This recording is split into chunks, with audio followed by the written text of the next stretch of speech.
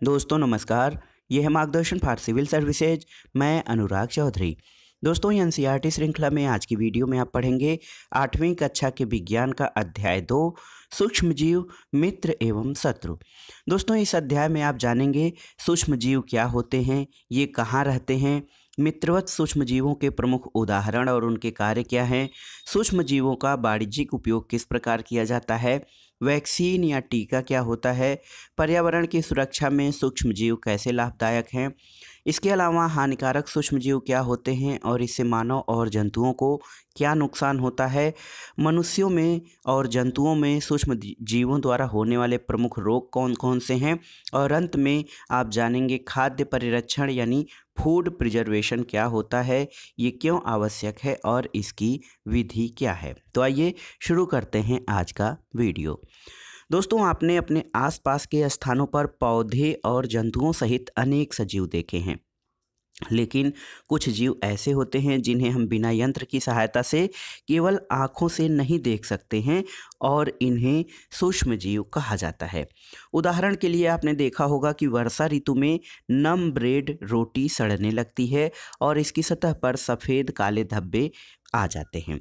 इन धब्बों को अगर जो हम आवर्धक लेंस की सहायता से देखें या सूक्ष्मदर्शी की सहायता से देखते हैं तो काले रंग की गोल सूक्ष्म रचनाएं दिखाई देती हैं। और क्या आपको पता है कि ये संरचनाएं क्या हैं और कहाँ से आई हैं? तो दोस्तों ये सूक्ष्म जीव होते हैं।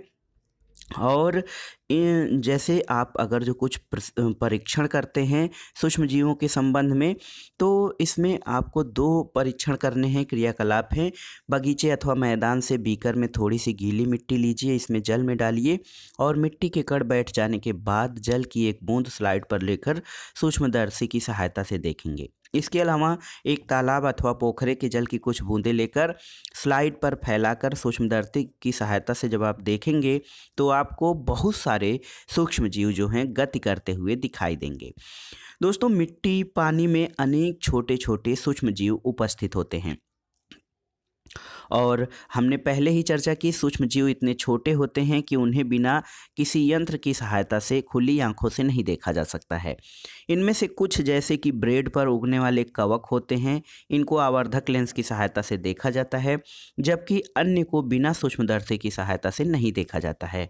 और खुली आंखों से नहीं दिखाई देने के कारण या सामान्य रूप से नहीं दिखाई देने के कारण इनको सूक्ष्म जीव कहा जाता है। दोस्तों सूक्ष्म जीवों को 4 वर्गों में बांटा जा सकता है। ये कौन कौन से वर्ग हैं? जीवाणु, कवक, प्रोटोजोआ और शैवाल। तो दोस्तों जीवाणु, शैवाल, प्रोटोजोआ और कवक के जो है सूक्ष्म जीव हम आगे चित्र में देखेंगे। इसके अलावा विषाणु भी होता है। दोस्तों जीवाणु, शैवाल, प्रोटोजोआ और कवक के अलावा विषाणु या वायरस भी होते हैं। ये अत्यंत सूक्ष्म होते हैं, लेकिन अन्य सूक्ष्म जीवों और विषाणुओं में अंतर है। विषाणु केवल परपोषी में ही गुणन करते हैं, अर्थात जीवाणु पौधे अथवा जंतु कोशिका में गुणन करते हैं, लेकिन विषाणु जो होते हैं ये केवल परपोषी में ही या अधिकतर दूसरों से ही पोषण प्राप्त करके अपनी वृद्धि और विकास करते हैं। दोस्तों कुछ सामान्य रोग जैसे कि जुकाम, इन्फ्लुएंजा और अधिकतर खांसी जो है विषाणुओं के द्वारा होते हैं। कुछ विशेष रोग जैसे कि पोलियो और खसरा भी विषाणु के द्वारा होते हैं। तो यहाँ से आप नोट करते चलिए, नोट्स बनाते चलिए कि विषाणु सूक्ष्म जीव होते हैं, ये अन्य सूक्ष्म जीवों से भिन्न होते हैं। ये केवल परपोषी में ही अपना गुणन और विकास करते हैं। और सामान्य रोग जैसे कि जुखाम, इन्फ्लुएंजा, खांसी ये सब विषाणु के द्वारा होते हैं। साथ ही पोलियो और खसरा भी इसके कारक भी विषाणु होते हैं। दोस्तों अतिसार और मलेरिया प्रोटोजोआ के द्वारा होते हैं। टाइफाइड और क्षय रोग जीवाणुओं द्वारा होने वाले रोग हैं। यहाँ पर आइए देखते हैं कुछ चित्र, और ये चित्र सूक्ष्मदर्शियों की सहायता से लिए गए हैं। ये चित्र जीवाणुओं का है, ये छड़नुमा जीवाणुओं के चित्र दिए गए हैं। इस चित्र में आप देखेंगे तो ये शैवालों के चित्र हैं। इस शैवाल का नाम क्लेमाइडोमोनास है और ये पट्टी युक्त शैवाल जो है इसका नाम स्पाइरोगायरा है। ये देखिए प्रोटोजोआ संघ के जंतुओं में अमीबा और पैरामीशियम है। और इसके अलावा ये देखिए ब्रेड मोल्ड में जो उगने वाला कवक है इसमें आपका राइजोपस ब्रेड मोल्ड कहा जाता है, पेंसिलियम और एस्परजिलम एस्परजिलस आते हैं। ये कवकों के उदाहरण हैं। दोस्तों प्रश्न ये उठता है, और ये देखिए यहाँ पर ये विषाणुओं के उदाहरण हैं, किस तरह से विषाणु होते हैं। अब प्रश्न ये उठता है कि ये सूक्ष्म जीव कहाँ रहते हैं। दोस्तों सूक्ष्म जीव एक कोशिकीय हो सकते हैं, जैसे कि जीवाणु, कुछ शैवाल और प्रोटोजोआ, और ये बहुकोशिकीय भी हो सकते हैं, जैसे कि शैवाल और कवक। ये बर्फीले, शीत से उष्ण गर्म स्रोतों तक हर प्रकार की परिस्थिति में जीवित रह सकते हैं। सूक्ष्म जीव जो होते हैं दोस्तों मरुस्थल और दलदल में भी पाए जाते हैं, और ये मनुष्य सहित सभी जंतुओं के शरीर के अंदर भी पाए जाते हैं। कुछ सूक्ष्म जीव दूसरे सजीवों पर आश्रित होते हैं, जबकि कुछ स्वतंत्र रूप से पाए जाते हैं। अमीबा सूक्ष्म जीव अकेले रह सकता है, जबकि कवक और जीवाणु जो होते हैं वो समूहों में रहते हैं। अब आइए देखते हैं सूक्ष्म जीव और हम। दोस्तों सूक्ष्म जीवों की हमारे जीवन में महत्वपूर्ण भूमिका है। कुछ हमारे लिए बहुत लाभदायक होते हैं और कुछ हानिकारक होते हैं। हानिकारक वो इसलिए क्योंकि ये जीवों में रोग उत्पन्न करते हैं। आइए अब देखते हैं विस्तार से इनके बारे में। सबसे पहले हम जानेंगे उन सूक्ष्म जीवों के बारे में जो हमारे लिए लाभदायक हैं या मित्रवत हैं। दोस्तों प्राचीन काल से ही सूक्ष्म जीवों का उपयोग एल्कोहल, ब्रेड, दही, केक आदि बनाने में किया जाता है। इसके अलावा पर्यावरण को स्वच्छ रखने के लिए भी इनका उपयोग किया जाता है, जैसे कार्बनिक अपशिष्ट या सब्जियों के छिलके, जंतु अवशेष, विष्ठा आदि का अपघटन जीवाणुओं द्वारा किया जाता है और ये हानि रहित पदार्थ बनाते हैं। याद कीजिए जीवाणुओं का उपयोग औषधि उत्पादन और कृषि में मृदा की उर्वरता बढ़ाने के लिए भी किया जाता है, जिससे कि नाइट्रोजन स्थिरीकरण होता है। कुछ जीवाणु ऐसे होते हैं जो दलहनी पौधों की जड़ों में पाए जाते हैं। वो वायुमंडल में पाए जाने वाले नाइट्रोजन का भूमि में स्थिरीकरण करते हैं। दही और ब्रेड बनाना। दोस्तों जीवाणु दूध को दही में परिवर्तित कर देते हैं। दही में अनेक सूक्ष्म जीव पाए जाते हैं, जिसमें लैक्टोबैसिलस नामक जीवाणु प्रमुख है। नोट कर लीजिएगा दोस्तों अलग से, दही में जो सूक्ष्म जीव पाए जाते हैं उसमें लैक्टोबैसिलस नामक जीवाणु बहुत प्रमुख है, और दूध को दही बनाने में इसकी महत्वपूर्ण भूमिका होती है। वह दूध में जनन कर उसे दही में बदल देता है। जीवाणु जो है वो पनीर, अचार और अनेक खाद्य पदार्थों के उत्पादन में सहायक हैं। इसके अलावा रवा या सूजी, इडली और भटूरे का एक महत्वपूर्ण संघटक दही है। इस कारण ये जो है दोस्तों हमारे मित्रवत जीवाणुओं के द्वारा ये प्रदत्त वस्तुएं हैं, जो कि दही, ब्रेड, पनीर आदि के रूप में हमारे सामने आती हैं। यहाँ पर देखिए, यहाँ पर एक प्रयोग करने के लिए दिया गया है। एक छोटी मात्रा में 1 चुटकी ईस्ट पाउडर मिलाकर गूँथना है मैदे को, और 2 घंटे बाद आप देखते हैं कि गूँथे हुए मैदे का जो भाग है वो फूल जाता है या उसमें गैस जैसा भर जाता है। दोस्तों ईस्ट जो होते हैं वो जीवाणु होते हैं, और ये बहुत तेज़ी से जनन करके श्वसन करने के दौरान कार्बन डाइऑक्साइड उत्पादित करते हैं। गैस के बुलबुले खमीर वाले मैदे का आयतन बढ़ा देते हैं, और ये जो मैदा होता है ये बेकिंग उद्योग या बेकरी उद्योग में ईस्ट का प्रयोग बहुत अधिक मात्रा में किया जाता है। इसके द्वारा ही ब्रेड, पेस्ट्री और केक बनाए जाते हैं। सूक्ष्म जीवों के दोस्तों वाणिज्यिक उपयोग भी हैं। बड़े स्तर पर एल्कोहल, शराब और एसिटिक एसिड के उत्पादन में सूक्ष्म जीवों का प्रयोग किया जाता है। जौ, गेहूं, चावल और फलों के रस में उपस्थित प्राकृतिक शर्करा में ईस्ट द्वारा एल्कोहल और शराब का उत्पादन किया जाता है। दोस्तों जो है एल्कोहल जो होता है, आपने उसकी गंध सूंघी होगी, और ये चीनी को एल्कोहल में परिवर्तित होने के कारण जो है चीनी में अगर जो कुछ ईस्ट डाल दिया जाए तो उसके कारण उसकी जो महक होती है उसमें एल्कोहल आ जाता है, और चीनी में एल्कोहल के परिवर्तित होने की प्रक्रिया को किण्वन अथवा फर्मेंटेशन कहा जाता है। तो याद रखिएगा एल्कोहल जो है वो किण्वन की प्रक्रिया द्वारा बनाया जाता है, जो कि चीनी या शक्कर के किण्वन द्वारा बनाया जाता है। आपको एक तथ्य बता दें दोस्तों, किण्वन की खोज 1857 ईस्वी में लुई पाश्चर नामक वैज्ञानिक ने की थी। दोस्तों सूक्ष्म जीवों का केवल वैज्ञानिक और औषधीय जो औद्योगिक महत्व ही नहीं है, बल्कि इनका औषधि उपयोग भी है। दोस्तों जब हम कभी बीमार पड़ते हैं तो डॉक्टर हमको पेनिसिलिन का इंजेक्शन देते हैं और कोई अन्य एंटी प्रतिजैविक की गोली अथवा कैप्सूल देते हैं। दोस्तों इन औषधियों का स्रोत जो हैं वो सूक्ष्मजीव होते हैं। ये बीमारी पैदा करने वाले सूक्ष्मजीवों को नष्ट करते हैं और उनकी वृद्धि को रोक देते हैं। इस प्रकार की औषधि को प्रतिजैविक या एंटीबायोटिक कहा जाता है। दोस्तों आजकल जो है जीवाणु और अनेक प्रतिजैविक औषधियों का उत्पादन हो रहा है। इसमें मुख्य रूप से स्ट्रेप्टोमाइसिन, टेट्रासाइक्लिन और एरिथ्रोमाइसिन सामान्य रूप से उपयोग में ली जाने वाली प्रतिजैविक हैं। कवक और जीवाणुओं से इन प्रतिजैविकों का उत्पादन किया जाता है और किसी विशेष प्रकार के सूक्ष्मजीव का संवर्धन करके प्रतिजैविक का उत्पादन किया जाता है और इनका प्रयोग अनेक रोगों के चिकित्सा में किया जाता है। यहाँ पर दोस्तों देखिए दोस्तों 1929 में अलेक्जेंडर फ्लेमिंग जीवाणु रोगों से बचाव के लिए एक संवर्धन पर प्रयोग कर रहे थे। अचानक उन्होंने संवर्धन तस्तरी पर हरे रंग के फफूंद के छोटे बीजाणु देखे। उन्होंने पाया कि यह फफूंद जीवाणु की वृद्धि को रोकते हैं और यह तथ्य पाया कि बहुत सारे जीवाणु फफूंद द्वारा मारे गए और इस प्रकार फफूंद से ही पेनिसिलिन बनाई गई थी। दोस्तों पशु आहार और कुक्कुट आहार में भी प्रतिजैविक या एंटीबायोटिक मिलाए जाते हैं। इनका उपयोग पशुओं में सूक्ष्मजीवों का संचरण रोकना है और प्रतिजैविक का उपयोग कुछ पौधों के रोग निवारण के लिए भी किया जाता है।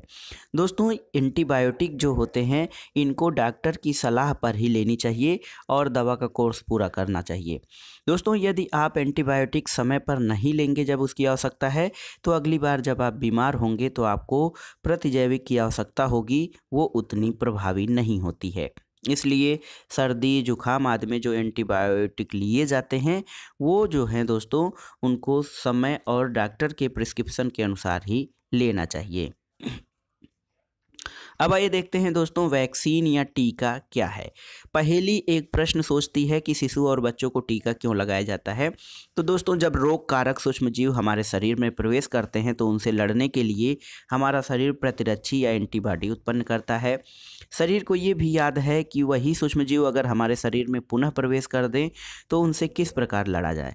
यदि मृत अवस्था या निष्क्रिय सूक्ष्मजीवों को स्वस्थ व्यक्ति के शरीर में प्रविष्ट कराया जाए तो शरीर की कोशिकाएं उसी के अनुसार लड़ने के लिए प्रतिरक्षी उत्पन्न करके रोग कारक को नष्ट कर देती हैं और यह प्रतिरक्षी हमारे शरीर में सदा के लिए बनी रहती है और रोग कारक सूक्ष्मजीव से हमारी सुरक्षा होती है।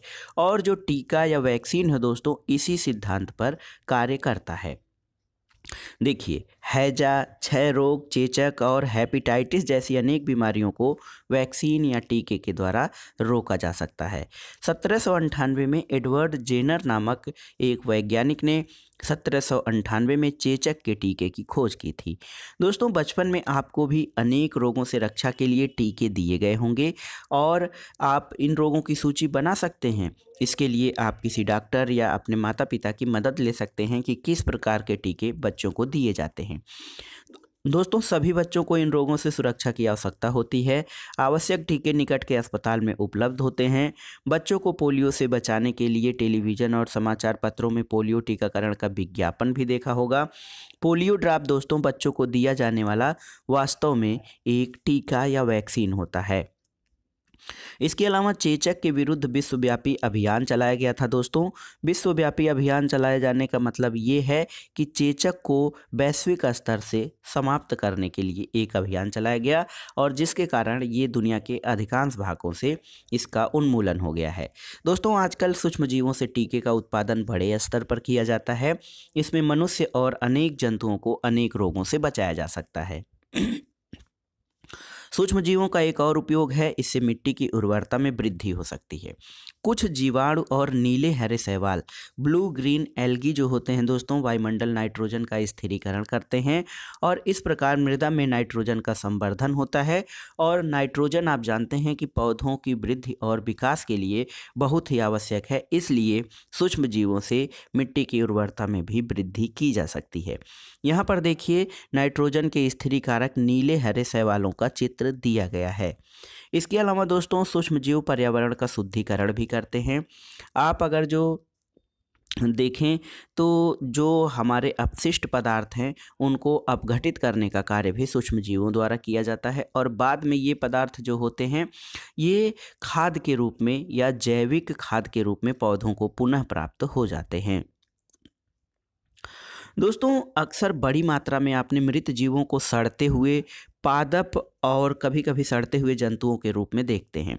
आप देखते हैं कुछ समय बाद वह विलुप्त हो जाते हैं। इसका कारण क्या है दोस्तों? इसका कारण ये है कि सूक्ष्म जीव जो है मृत जैविक अपशिष्ट का अपघटन करके उन्हें सरल पदार्थों में परिवर्तित कर देते हैं और ये पदार्थ पौधों और जंतुओं के लिए पुनः उपयोग में ले लिया जाता है एज ए न्यूट्रिएंट्स। यानी ये जो अपघटित पदार्थ होता है, सरल पदार्थ होता है, पौधों द्वारा पुनः इसे पोषक तत्वों के रूप में ग्रहण कर लिया जाता है।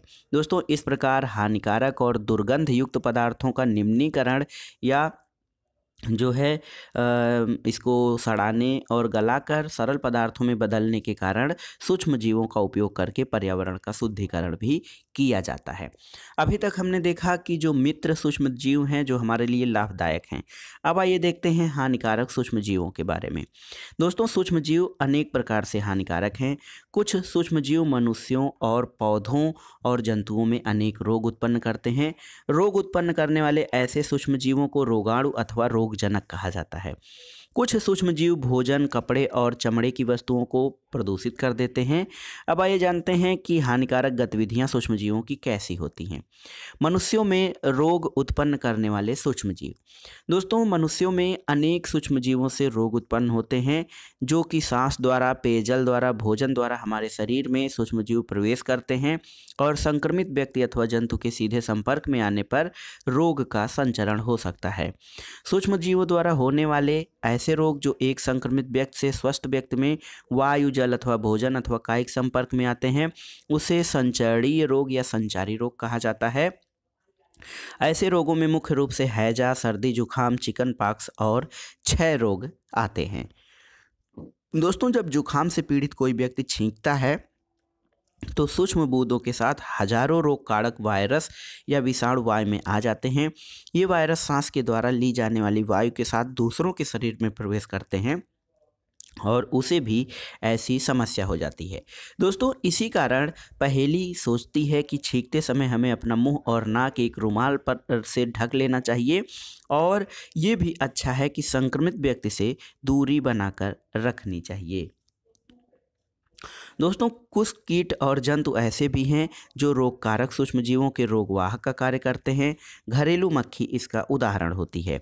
मक्खी कूड़े और जंतु अपशिष्ट पर बैठती है, रोगाणु उसके शरीर से चिपक जाते हैं और जब मक्खी बिना ढके भोजन पर बैठती है तो रोगाणु का स्थानांतरण संभव है। जो भी व्यक्ति ऐसा संदूषित भोजन करेगा उसके बीमार पड़ने की संभावना ज़्यादा होती है। दोस्तों, मादा एनोफिलीज मच्छर भी जो है वो रोगवाहक का कार्य करता है। मच्छर प्लेज्मोडियम या मलेरिया परजीवी का वाहक होता है। मादा एडीज मच्छर डेंगू वायरस का वाहक होता है। और दोस्तों, हम मलेरिया और डेंगू का नियंत्रण किस प्रकार से कर सकते हैं उसके बारे में सरकार द्वारा भी अनेक चेतावनी और गाइडलाइंस जारी की जाती हैं। यहाँ पर देखिए मादा एनोफिलीज मच्छर का चित्र दिया गया है। दोस्तों, मच्छर जो होते हैं वो जल में उत्पन्न होते हैं। हमें पानी को रुकने नहीं देना चाहिए। कूलर, टायर और फूलदान में कहीं भी जल को एकत्र न होने दें और अपने आसपास के स्थानों को स्वच्छ रखकर हम मच्छरों को पैदा होने से रोक सकते हैं। यहाँ पर आइए देखते हैं दोस्तों एक चार्ट के माध्यम से मनुष्य में सूक्ष्म जीवों द्वारा होने वाले सामान्य रोग। देखिए, मानव रोग देखिए, क्षय रोग जो है वो जीवाणु के कारण होता है और संचरण का तरीका वायु है। खसरा या मिसेल्स ये वायरस के द्वारा होता है, वायु से इसका प्रसारण होता है।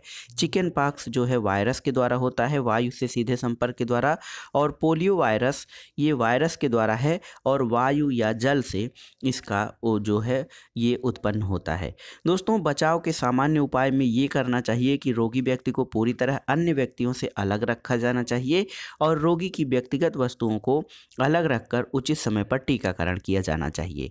इसके अलावा दोस्तों, हैजा और टाइफाइड जीवाणुओं से उत्पन्न होने वाले रोग हैं। हैजा जल और भोजन से यानी दूषित जल और दूषित भोजन से प्राप्त होता है, उत्पन्न होता है। टाइफाइड जल के द्वारा संचरित होता है।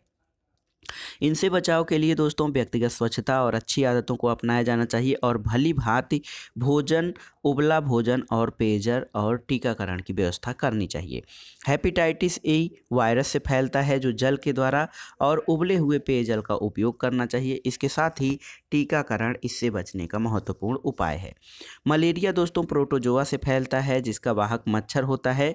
इससे बचने के लिए मच्छरदानियों का प्रयोग किया जाना चाहिए। मच्छर भगाने वाले रसायन का प्रयोग और कीटनाशकों का छिड़काव किया जाना चाहिए तथा मच्छरों के उत्पन्न होने और उनके विकास की परिस्थितियां यानी रुके हुए जल को तथा गंदगी को साफ करना चाहिए। आइए देखते हैं मनुष्यों के बाद जंतुओं में रोग कारक जीवाणु। दोस्तों अनेक सूक्ष्मजीव केवल मनुष्य और पौधों में ही रोग के कारक नहीं हैं, बल्कि वे दूसरे जंतुओं में भी रोग उत्पन्न करते हैं। जैसे एक रोग है एंथ्रेक्स। मनुष्य और मवेशियों में होने वाला ये भयानक रोग है जो जीवाणु के द्वारा होता है। गाय के खुर और मुंह का रोग ये वायरस द्वारा होता है। दोस्तों रॉबर्ट कोच ने 1876 में बेसिलस एंथ्रेसिस नामक जीवाणु की खोज की जो कि एंथ्रेक्स रोग का कारक होता है। जंतुओं के बाद आइए जानते हैं पौधों में रोग उत्पन्न करने वाले सूक्ष्मजीव। अनेक सूक्ष्मजीव गेहूं, चावल, आलू, गन्ना, संतरा, सेब इत्यादि रोगों के कारक होते हैं। रोग के कारण फसल की उपज में कमी आ जाती है और कुछ पादप रोग दर्शाए गए हैं। कुछ रसायनों का प्रयोग करके इन सूक्ष्मजीवों पर नियंत्रण पाया जा सकता है। यहाँ पर देखिए दोस्तों सूक्ष्मजीवों द्वारा पौधों में होने वाले रोग हैं। नींबू का कैंकर रोग ये जीवाणु के द्वारा होता है। इसका संचरण का तरीका वायु है। गेहूं की रस्ट ये कवक के द्वारा वायु और बीजों से फैलता है। भिंडी का पीत सिरा ये वायरस से होता है जो इसका फैलाव कीटों द्वारा होता है। तो इस प्रकार पौधों में भी अनेक प्रकार के जो हैं रोग ये सूक्ष्मजीवों के द्वारा होते हैं। खाद्य विषाक्तन या फूड पॉइजनिंग। दोस्तों बूझो के एक मित्र ने एक पार्टी में आमंत्रित किया। वहाँ उसने अनेक प्रकार के व्यंजन खाए। घर आने पर उसे उल्टी होने लगी। उसे अस्पताल ले जाया गया और डॉक्टर ने फूड पॉइजनिंग के कारण ये बताया। लेकिन पहेली को आश्चर्य होता है कि फूड पॉइजनिंग क्यों होता है। दोस्तों सूक्ष्म जीवों के द्वारा जब प्रदूषित भोजन खाया जाता है तो खाद्य विषाक्तन होता है। हमारे शरीर में या हमारे भोजन से उत्पन्न होने वाले सूक्ष्म जीव कभी कभी विषैले पदार्थ भी उत्पन्न करते हैं जो भोजन को विषाक्त बना देते हैं। और यह जब भोजन किसी व्यक्ति द्वारा ग्रहण किया जाएगा तो उसमें अनेक प्रकार की समस्याएं होती हैं और उसकी मृत्यु भी हो सकती है। इसलिए ये ज़रूरी है कि हम ताज़ा भोजन खाएँ और भोजन को संदूषित होने से बचाएँ। एक मुद्दा आता है दोस्तों खाद्य परिरक्षण या फूड प्रिजर्वेशन। दोस्तों पके हुए भोजन का घर पर परिरक्षण किस प्रकार कर सकते हैं। तो किसी खुले या नम स्थान पर रखी ब्रेड पर कवक आक्रमण कर देते हैं। इसी प्रकार सूक्ष्मजीव हमारे भोजन को संदूषित कर देते हैं। संदूषित भोजन से दुर्गंध आने लगती है। इसका स्वाद भी खराब हो जाता है और उनके रंग रूप में भी बदलाव आ जाता है। दोस्तों भोजन का जो संदूषण या उसका प्रदूषित होना एक रासायनिक अभिक्रिया है। देखिए जब पके आम को कुछ दिन तक आप रख देते हैं तो वे सड़ जाते हैं। दोस्तों अचार जो है वो काफ़ी समय तक संदूषित नहीं होता है। इसका कारण क्या है। तो ये सब खाद्य परिरक्षण या फूड प्रिजर्वेशन के कारण होता है। रासायनिक उपायों द्वारा भोजन को संदूषित या खराब होने से बचाया जा सकता है। इसके अंतर्गत नमक और खाद्य तेल का उपयोग सूक्ष्मजीवों की वृद्धि को रोकने के लिए सामान्य रूप से किया जाता है जिसे कि परिरक्षक कहा जाता है। हम नमक अथवा खाद्य अम्ल का प्रयोग अचार बनाने में करते हैं। इससे सूक्ष्मजीवों में वृद्धि नहीं होती है। इसके अलावा खाद्य परिरक्षक के रूप में सोडियम बेंजोएट और सोडियम मेटाबाइसल्फाइड का प्रयोग सामान्य रूप से किया जाता है। जैम और स्क्वैश बनाने में इसका प्रयोग किया जाता है जो कि रासायनिक रूप से भोजन को विषाक्त होने से बचाता है। इसके अलावा नमक के द्वारा भी परिरक्षण किया जाता है। नमक का उपयोग मांस और मछली के परिरक्षण में किया जाता है ताकि लंबे समय तक उनको खराब होने से बचाया जाए। चीनी का प्रयोग भी किया जाता है। जैसे गाढ़े चीनी की घोल में कोई खाद्य पदार्थ रख दिया जाए तो जीवाणुओं की वृद्धि को ये नियंत्रित करता है। तेल और सिरके द्वारा परिरक्षण। तो दोस्तों तेल और सिरके का उपयोग अचार को संदूषण से बचाने के लिए किया जाता है। इसमें जीवाणु जीवित नहीं रह सकते हैं। सब्जियां, फल, मछली और मांस का परिरक्षण भी इस तरह किया जाता है। इसके अलावा गर्म और ठंडा करना भी दोस्तों जो है वो खाद्य परिरक्षण का तरीका है। इससे या तो सूक्ष्म जीवों की मृत्यु हो जाती है या उनका वृद्धि और विकास बहुत कम हो जाता है। दोस्तों ये बूझो है उसको एक जिज्ञासा है कि थैलियों में आने वाला दूध संदूषित क्यों नहीं आता। तो उसकी माँ ने बताया कि यह दूध पाश्चुरीकृत होता है और पाश्चुरीकरण की प्रक्रिया द्वारा उसको ख़राब होने से बचाया जा सकता है। दोस्तों पाश्चुरीकृत दूध को बिना उबाले इस्तेमाल किया जा सकता है क्योंकि यह सूक्ष्म जीवों से मुक्त होता है। इसके लिए दूध को 70 डिग्री सेंटीग्रेड पर 15 से 30 सेकंड के लिए गर्म करते हैं, फिर एकाएक ठंडा करके उसका भंडारण कर लेते हैं और ऐसा करने से सूक्ष्म जीवों की वृद्धि रुक जाती है। दोस्तों इस प्रक्रिया की खोज लुई पाश्चर नामक वैज्ञानिक ने की थी, इसलिए इस प्रक्रिया को पाश्चुरीकरण कहा जाता है। इसके अलावा भंडारण और पैकिंग क्या है दोस्तों? तो भंडारण और पैकिंग आजकल मेवे और सब्जियां भी वायुरोधी सील किए गए होते हैं। भंडारण और पैकिंग तो दोस्तों आजकल मेवे और सब्जियां भी वायुरोधी सील किए गए पैकेटों में बेचे जाते हैं। इससे सूक्ष्म जीवों से इनकी सुरक्षा होती है। आइए जानते हैं नाइट्रोजन स्थिरीकरण क्या है। दोस्तों राइजोबियम का जीवाणु जो होता है, राइजोबियम नामक जीवाणु, ये पौधों की जड़ों में, दलहनी पौधों की जड़ों में नाइट्रोजन स्थिरीकरण में सहायक होते हैं। राइजोबियम लेग्यूम पौधों की ग्रंथिकाओं में रहते हैं, जैसे सेम और मटर जो एक सहजीविता है। कभी कभी तड़ित विद्युत द्वारा भी नाइट्रोजन का स्थिरीकरण होता है, लेकिन नाइट्रोजन की मात्रा वायुमंडल में स्थिर रहती है और आपको ये आश्चर्य होता है कि ये कैसे संभव होगा। दोस्तों यहाँ पर देखिए लेग्यूम पौधों की जड़ों की ग्रंथिकाएं हैं। अब एक महत्वपूर्ण चक्र नाइट्रोजन चक्र के बारे में जानते हैं। हमारे वायुमंडल में आप जानते हैं 78% नाइट्रोजन गैस है। नाइट्रोजन सभी सजीवों का आवश्यक संघटक है जो प्रोटीन, क्लोरोफिल, न्यूक्लिक एसिड और विटामिन के निर्माण में सहायक होता है। पौधे और जंतु वायुमंडलीय नाइट्रोजन का उपयोग सीधे नहीं कर पाते हैं। मिट्टी में उपस्थित जीवाणु जो हैं नीले हरे शैवाल वायुमंडलीय नाइट्रोजन का स्थिरीकरण करके नाइट्रोजन यौगिकों में परिवर्तित कर देते हैं। जब नाइट्रोजन इस प्रकार उपयोगी यौगिकों में परिवर्तित हो जाता है तो पौधे इसका उपयोग मिट्टी में जड़ तंत्र द्वारा कर लेते हैं।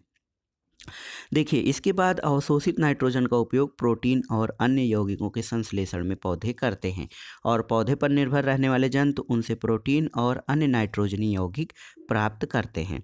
दोस्तों पौधे और जंतुओं की मृत्यु के बाद मिट्टी में उपस्थित जीवाणु और कवक नाइट्रोजनी अपशिष्ट को नाइट्रोजन यौगिकों में बदल देते हैं जो पौधों द्वारा पुनः उपयोग किया जाता है। कुछ विशिष्ट जीवाणु नाइट्रोजनी यौगिकों को नाइट्रोजन गैस में परिवर्तित कर देते हैं जो वायुमंडल में चली जाती है और इसके परिणामस्वरूप वायुमंडल में नाइट्रोजन की मात्रा लगभग स्थिर रहती है। यहाँ पर देखिए इस चित्र में नाइट्रोजन चक्र दिया गया है, आइए समझते हैं। वायुमंडल में नाइट्रोजन होता है, आप समझ गए वायुमंडल में दोस्तों नाइट्रोजन होता है और ये नाइट्रोजन जो है तड़ित झंझा द्वारा स्थिरीकरण होता है। वायुमंडलीय नाइट्रोजन का जीवाणु और नीले हरे शैवाल स्थिरीकरण करते हैं। जीवाणु द्वारा स्थिर नाइट्रोजन को नाइट्रोजनी यौगिकों में परिवर्तित किया जाता है और मिट्टी में उपस्थित नाइट्रोजन के यौगिक जो होते हैं जीवाणु द्वारा नाइट्रोजन यौगिकों को गैसीय नाइट्रोजन में परिवर्तित होता है। इसके अलावा इस नाइट्रोजन जो नाइट्रोजन स्थिरीकरण हुआ है उसका पौधों द्वारा अवशोषण होता है। जंतुओं द्वारा पौधों को खाने पर वो उनके पास चला जाता है और उत्सर्जन और जीवों की मृत्यु द्वारा ये नाइट्रोजन अपशिष्ट के रूप में उत्पन्न हो जाता है।